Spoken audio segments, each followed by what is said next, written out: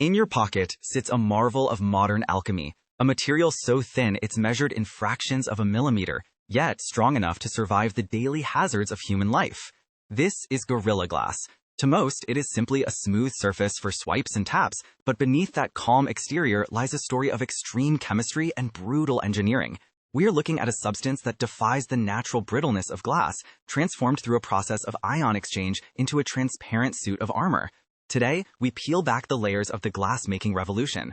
It starts with a specific recipe of sand and salt, subjected to temperatures hotter than volcanic lava, and finished with a chemical bath that permanently alters the glass at a molecular level. From the first drop of raw materials to the final precision cut, this is the engineering chronicle of the world's toughest screens. It is a journey from fragility to near indestructibility, where the margin for error is zero and the physics of compression are the only thing standing between your phone and 1,000 shattered pieces.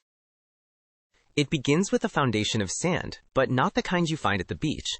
Engineers use high-purity silica paired with a precise mixture of aluminum, magnesium, and sodium. This specific formulation creates aluminosilicate glass.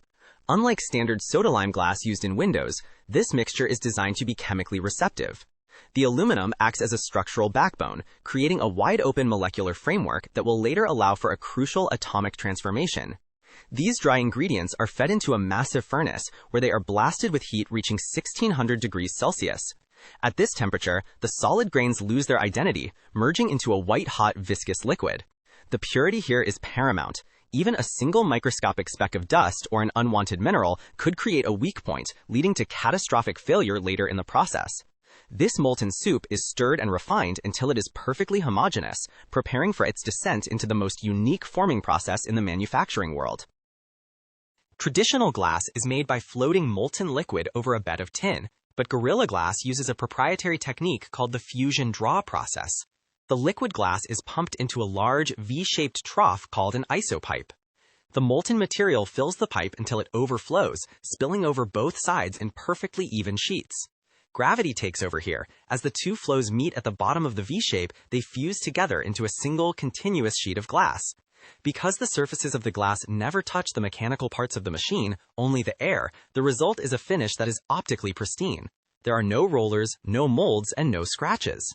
The sheet is drawn downward by automated pullers, thinning it out as it cools. Engineers precisely control the speed of this draw to determine the final thickness, often reaching as thin as 0.4 millimeters. It is a balancing act of fluid dynamics and thermal control, resulting in a ribbon of glass that is perfectly flat and uniform from edge to edge. At this stage, the glass is beautiful, but it is still fragile. To gain its legendary strength, it must undergo a chemical baptism known as ion exchange. Imagine a molecular game of musical chairs. The finished sheets are submerged in a vat of molten potassium salt, heated to about 400 degrees Celsius. In this environment, a violent swap occurs. The glass contains small sodium ions, but the salt bath is packed with larger potassium ions. Because of the heat, the glass lattice expands, and the small sodium ions migrate out, while the larger potassium ions take their place. Think of it like trying to fit a tennis ball into a hole designed for a marble. Because the potassium ions are larger, they pack the surface of the glass much more tightly than the original atoms. This creates a state of deep compressive stress. As the glass cools, these larger atoms are crushed together, forming a protective layer that effectively squeezes the glass inward, making it incredibly difficult for a crack to even begin. This compression is the secret sauce. In standard glass, a microscopic scratch creates a stress concentrator that allows a crack to zip through the material at the speed of sound. But in Gorilla Glass, the surface is under such high pressure from those oversized potassium ions that any crack is literally squeezed shut before it can spread. We call this the compressive layer. The deeper these ions penetrate, the more durable the glass becomes against deep scratches. Engineers carefully monitor the depth of layer, or DOL, and the compressive stress, or CS. It is a delicate trade-off. Too much stress and the glass could become unstable. Too little and it won't survive a drop onto a sidewalk. The result is a pre-stressed material that acts like a coiled spring, using its internal energy to resist external force. It is the physics of pressure turned into a transparent shield. Once the chemical strengthening is complete, the glass sheets are massive, often several square meters in size. Now, they must be cut into the shapes we recognize. But you can't just use a saw on pre-stressed glass. The internal tension would cause it to shatter. Instead, manufacturers use high-precision industrial lasers or diamond-tipped cutters. Each piece is meticulously carved out with sub-millimeter accuracy.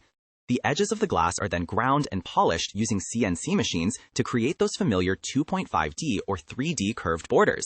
This edge finishing is critical. The edge is where glass is most vulnerable. By rounding and smoothing the perimeter, engineers eliminate the tiny flaws where cracks typically start.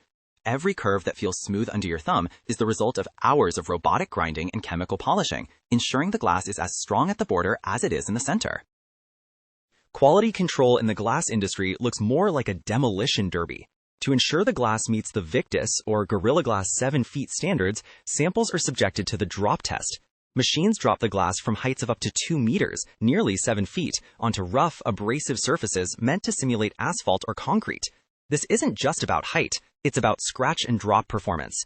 In one test, a diamond scribe creates a deep gouge in the surface before the glass is dropped, testing if the compressive layer can hold despite significant damage. They also use the tumble test, where devices are placed in a rotating drum with hard objects, simulating years of pocket wear in a matter of hours. Only if the glass survives these brutal mechanical assaults can the batch move forward. It is the ultimate verification of the ion exchange process. Strength is useless if you can't see through it. The final stage of fabrication involves the application of thin film coatings. First is the oleophobic coating, a fluoropolymer layer that repels skin oils. This is why fingerprints wipe off easily and your finger glides smoothly across the surface. Next come the anti-reflective coatings. These are vacuum-deposited layers of metallic oxides, only a few hundred nanometers thick. They work by using destructive interference to cancel out reflected light, making the glass appear almost invisible even under direct sunlight. This increases the ambient contrast ratio of your phone's screen, ensuring those deep blacks and vibrant colors pop. Every single photon that hits the glass is managed by these coatings. What started as simple sand has become a multi-layered optical system, engineered for maximum durability and perfect clarity. In the final chapter of the build, the Gorilla Glass is united with its partner, the display.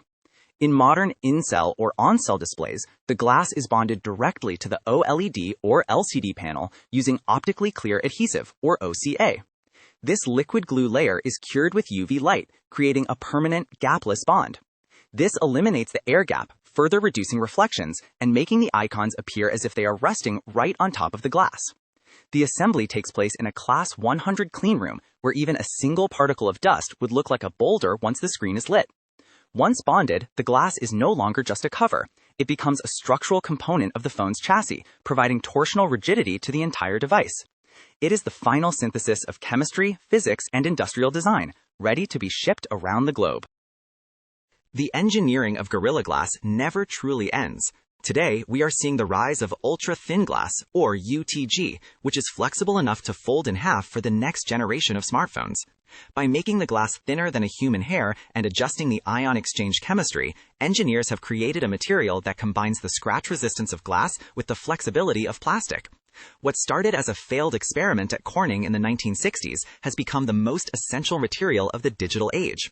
It is a testament to the power of material science that a substance as ancient as glass could be reinvented to protect the most advanced technology in history.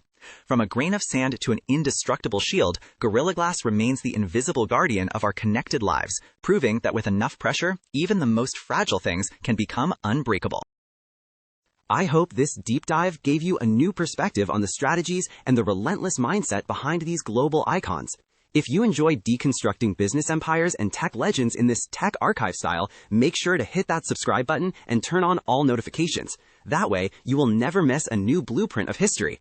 For those of you ready to explore more boardroom coups and technological breakthroughs, I have handpicked 2 videos for you right here on the screen. Click one to keep watching. I will see you in the next one. Thanks for watching.